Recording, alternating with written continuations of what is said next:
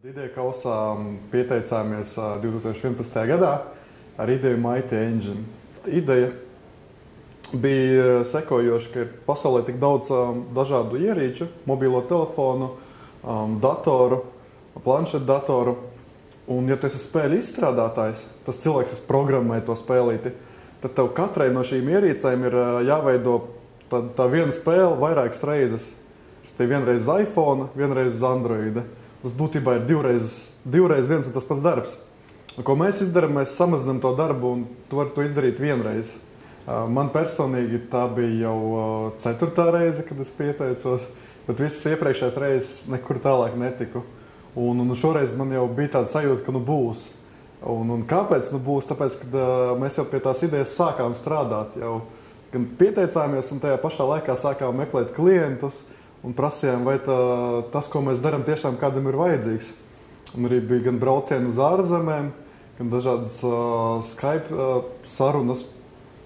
Un jā, tad mēs vadoties no tā, nevis vienkārši tādu pliku ideju uzmetām uz papīra, bet jau ar tādiem pamatotiem un saprotamiem skaitļiem.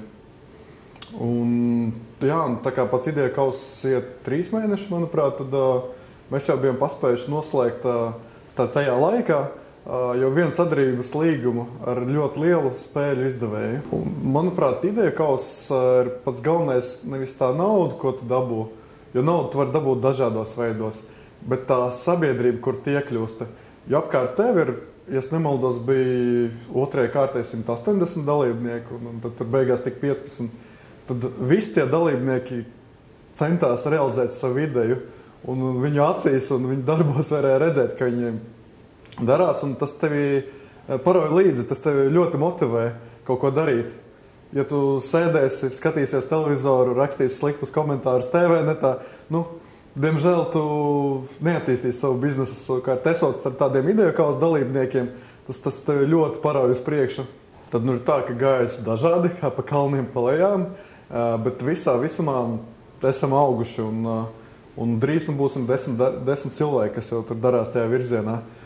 Esam ieguvuši investīcijas no Londonā bāzētas riska kapitāla grupas, saucās Seedcamp.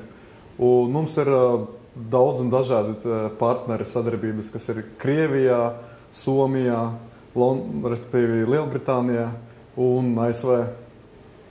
Un mēs arī sadarbosimies visticamāk arī tādām ļoti top universitātēm, top 3 pasaulē, tieši spēļu jomā.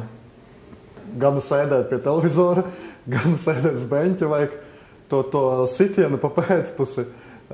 Jāsāk vienkārši darīt. Un ideja kauss ir ļoti lieliska vieta, kur to sāk darīt. Dabūt pirmās, tā teikt, apziņas, vai tā ideja, tā teikt, rullē vai nerullē. Dabūt mentoru, tā teikt, nosodījumu, kritiku vai arī tieši otrādi. Ka viņi teiks, ka tas ir labi, ko jūs darat. Jā, un galu galā varbūt tikt finālā un dabūt kādu mazu atspērienu arī naudas ziņā. Ar ideja kauss, manuprāt, ir tāds atspērienu punkts, kur varētu ļoti lieliski sākt.